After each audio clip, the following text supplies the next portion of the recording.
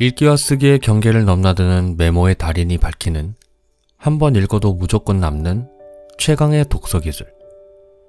읽는 순간 사라지고 써먹지도 못하는 독서는 그만.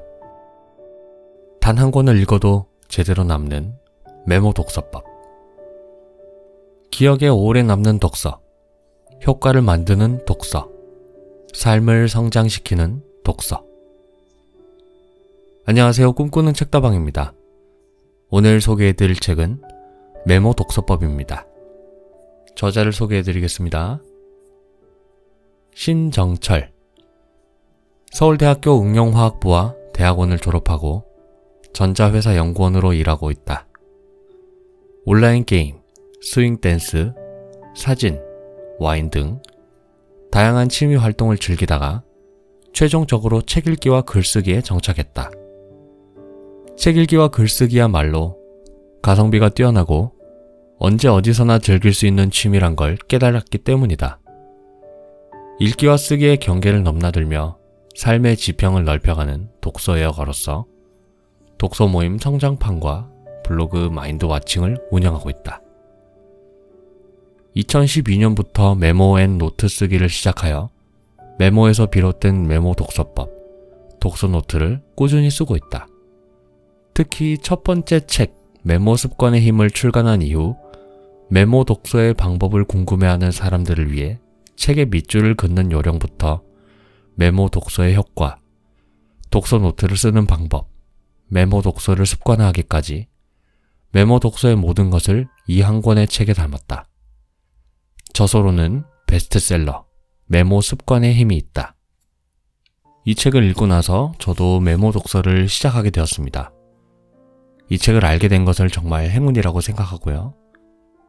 이 책을 통해서 더 많이 성장하기를 바라봅니다. 그럼 오늘은 메모 독서법을 읽고 제가 작성한 독서 노트를 읽어드리겠습니다. 왜 메모 독서를 해야 할까요? 메모하며 책을 읽으니 책의 내용이 기억에 오래 남았다. 책에 메모하고 독서 노트를 쓰며 생각하는 독서로 바뀌었다. 메모 독서로 수집된 생각을 연결하며 글을 쓰는 사람이 되었다. 책에서 배운 것을 글로 쓰며 실천하는 경우가 늘었다.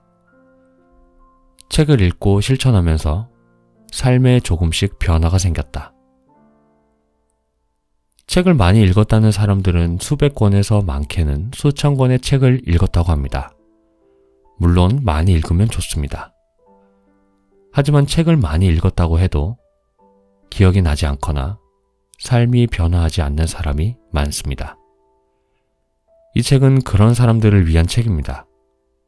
저도 나름 북튜버지만 책의 내용이 머릿속에 잘 남지 않습니다. 2번, 3번 본 책이면 좀 낫지만 그래도 부족한 것이 사실입니다. 그래서 이 책을 구매했습니다. 이왕 시작한 거 제대로 한번 읽어보자 싶었습니다.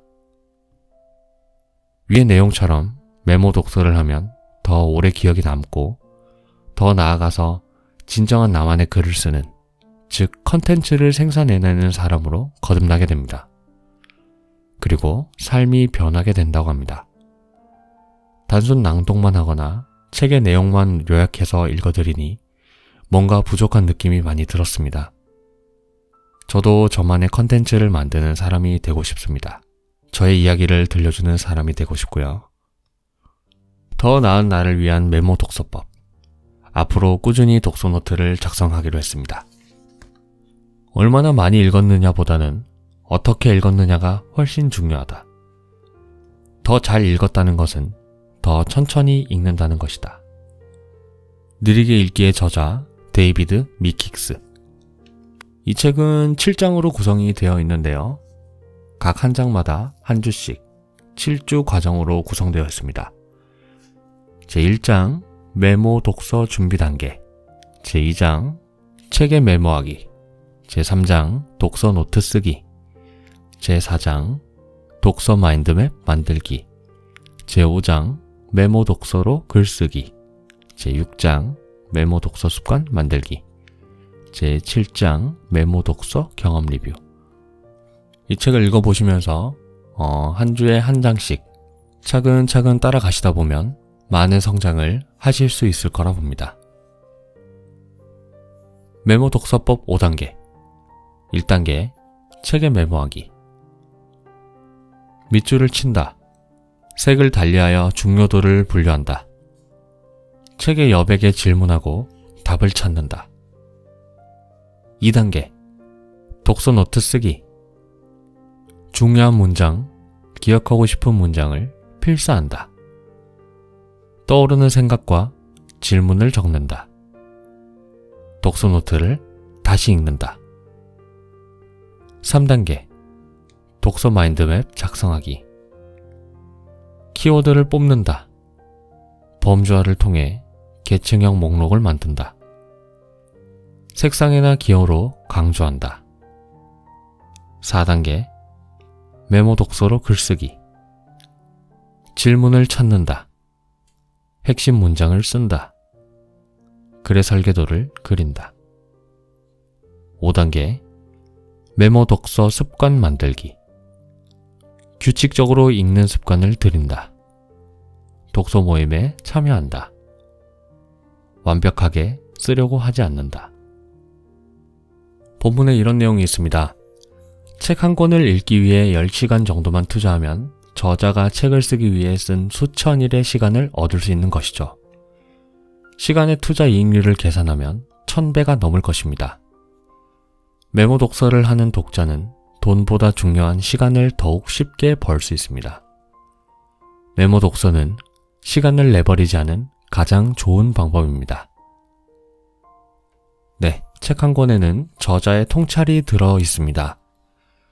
저자가 그동안 경험하고 느낀 것들을 몇 시간 책을 읽음으로써 배울 수 있는 것은 우리에게 큰 축복입니다.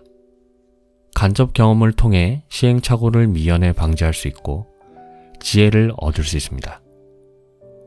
부의 인문학을 읽으면서 책을 한 자라도 보고 실행에 옮겼더라면 이라고 후회했던 적이 한두 번이 아닙니다.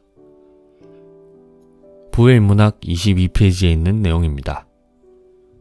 몇 년간의 고생 끝에 돈과 시간을 낭비한 끝에 깨달은 결론이 이미 경제학자들의 책에 나온 몇 줄 조언에 불과했다는 걸 뒤늦게 알게 되면 그제야 자신이 얼마나 바보짓을 했는지 깨닫고 후회하지 않겠는가. 이렇게 책을 읽는 것이 중요합니다. 하지만 책을 읽었다고 해도 삶이 바뀌지 않고 내용을 다 잊어버립니다. 그래서 저자는 메모 독서법이 중요하다고 합니다. 어떤 문장에 밑줄을 쳐야 할까요? 그 기준은 바로 질문에서 나옵니다. 저자가 전달하고 싶은 핵심 주장이 무엇인지 찾는 것이 가장 중요합니다. 그것이 바로 저자가 책을 쓴 이유니까요. 책을 읽다가 이 질문에 대한 답을 주는 문장을 찾으면 밑줄을 그어야 합니다. 또 어떤 질문을 해야 할까요?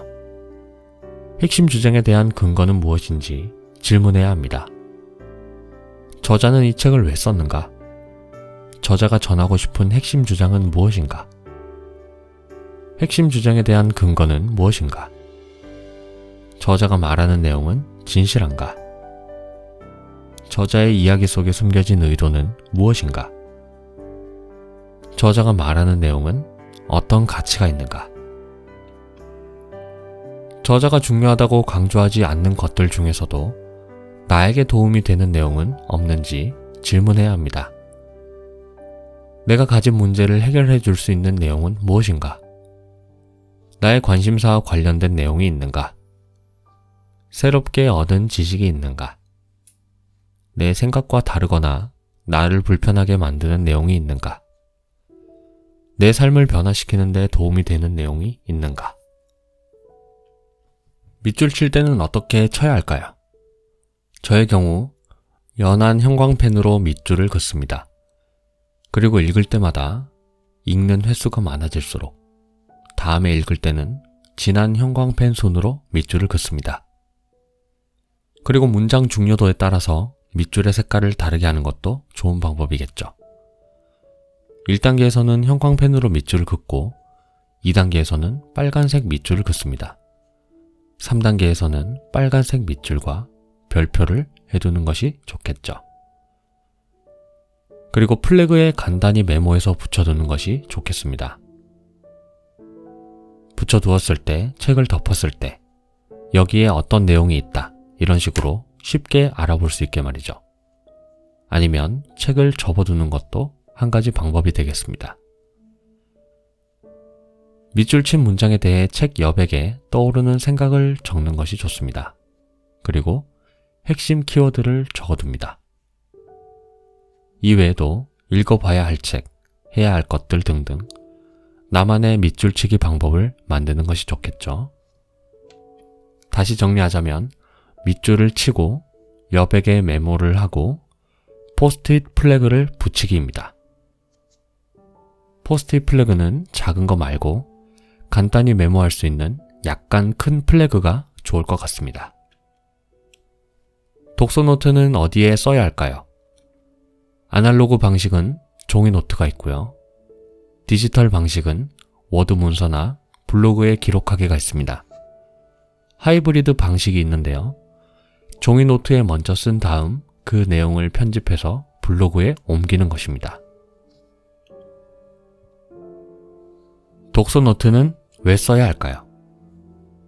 독서 노트를 쓰는 것은 사실 굉장히 오래 걸립니다. 그 시간에 차라리 다른 책 한 권을 더 읽는 게 낫지 않을까라는 생각도 듭니다. 하지만 저자는 한 권을 읽어도 제대로 읽을 수 있는 독서 노트를 작성해보라고 합니다. 기억에 오래 남고 책의 내용을 제대로 음미할 수 있고 제대로 생각할 수 있습니다. 그리고 생각을 축적할 수 있고요. 창의적인 생각을 할 수 있습니다. 그리고 책의 내용을 실천하게 됩니다. 독서 노트를 써놓고 나중에 다시 볼 때 과거의 나를 만날 수 있습니다. 내가 얼마나 성장했는지, 과거에는 무슨 생각을 했는지, 또 나에게 어떤 분야가 관심이 있는지를 알 수 있습니다. 즉, 내가 어떤 사람인지, 나에 대해서 더 깊게 알 수 있는 것이죠. 독서 노트에는 무엇을 써야 할까요? 독서 노트를 쓴 날짜와 책 제목, 그리고 저자를 적습니다. 두 번째로는 중요한 문장을 적습니다. 필사라고 하죠. 저자가 말하는 핵심 내용을 담은 문장, 나와 관계 있는 문장, 질문에 답을 주는 문장, 표현이 멋지거나 인용할 만한 문장, 그리고 세 번째, 필사한 문장에 대한 나의 생각, 네 번째, 책을 읽으며 떠오른 질문, 다섯 번째, 책의 핵심 내용, 요약 정리, 여섯 번째, 책을 읽고 깨달은 것, 얻은 것, 일곱 번째, 실천 항목. 이렇게 해서 1장 준비 단계에서부터 3장 독서 노트 쓰기까지의 과정을 알아봤습니다. 3장까지의 과정, 독서 노트를 쓰는 것까지만 해도 우리가 그냥 눈으로만 읽는 독서보다는 훨씬 더 큰 효과가 있습니다.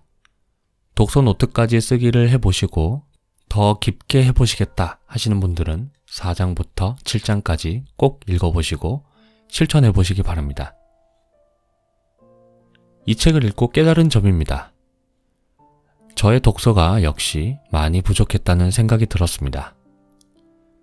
1장 준비 과정에서 3장 독서 노트 쓰기까지의 단계를 실천해 봤고요.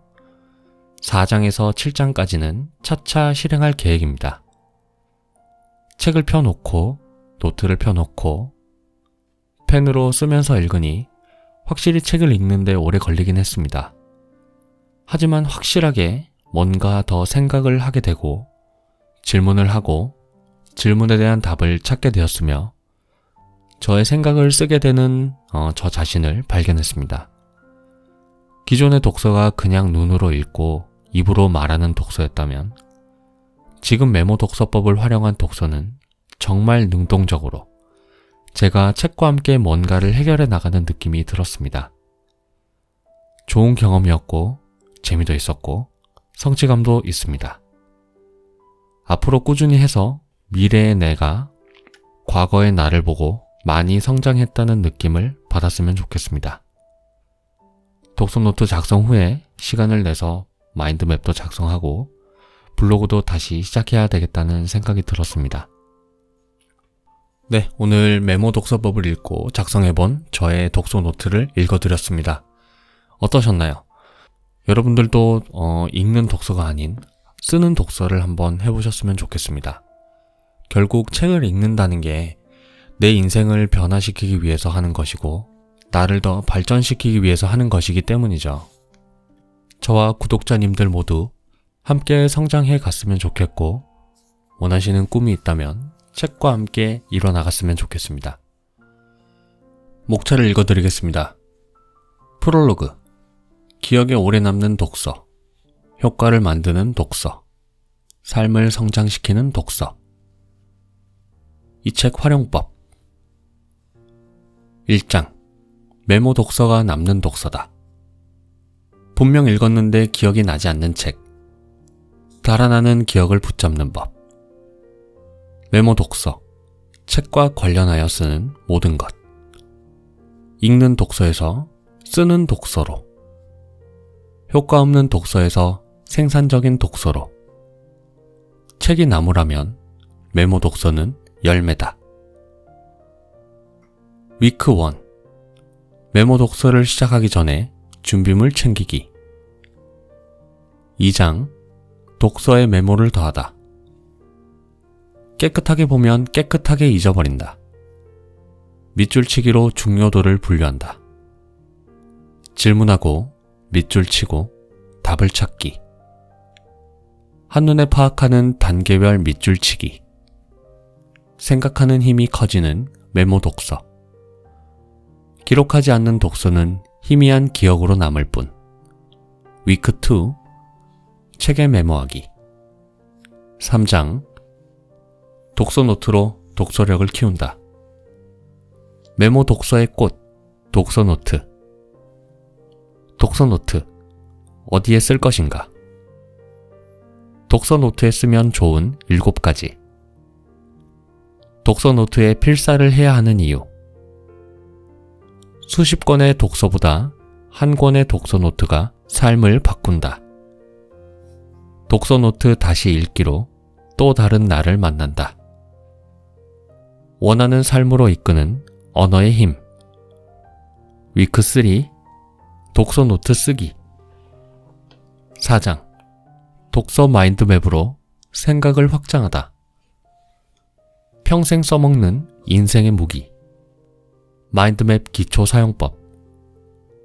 마인드맵으로 쉽게 끝내는 책 요약. 새로운 독서의 장이 열린다. 독서 노트에는 없는 독서 마인드맵의 장점. 위크 4. 독서 마인드맵 만들기. 5장. 메모 독서의 완성. 글쓰기. 굳이 글을 써야 하는 이유. 쓰는 사람의 마음에는 물음표가 있다. 나를 위한 서평 쓰기. 잘게 쪼개면 글쓰기가 쉬워진다. 메모 독서를 활용한 글쓰기 5단계. 나를 위한 글쓰기에서 남을 위한 글쓰기로. 지금 내가 쓰는 글이 미래의 나를 만든다. 위크 5. 메모 독서로 글쓰기. 6장. 읽는 사람에서 쓰는 사람이 되는 메모 독서 습관. 매일 읽는 사람으로 거듭나는 전략. 독서 모임으로 강제성을 부여한다. 책을 소화하는 능력을 키워주는 발제 준비. 독서 노트를 꾸준히 쓰는 비결. 효과를 보면 습관은 저절로 만들어진다. 위크 6. 메모 독서 습관 만들기. 7장. 메모 독서는 생각을 만들고 생각은 삶을 바꾼다. 나를 소개하는 3가지 키워드. 책에서 스승을 만나다. 독서, 경계를 확장하는 최고의 방법. 적극적인 독서로 독해력이 커진다. 메모 독서는 책을 길들이는 것이다. 차근차근 메모 독서가 즐거워지기까지. 위크 7. 메모 독서를 통한 변화 살펴보기. 에필로그. 메모 독서의 즐거운 부작용. 오늘도 긴 영상 시청해주셔서 감사드리고요. 저는 다음 시간에 좋은 책과 함께 찾아뵙도록 하겠습니다. 오늘 영상이 도움이 되셨다면 구독, 좋아요, 그리고 알림 설정도 부탁드리겠습니다. 여러분들께 좋은 책을 소개해드리는데 정말 큰 힘이 됩니다. 지금까지 꿈꾸는 책다방이었습니다. 감사합니다.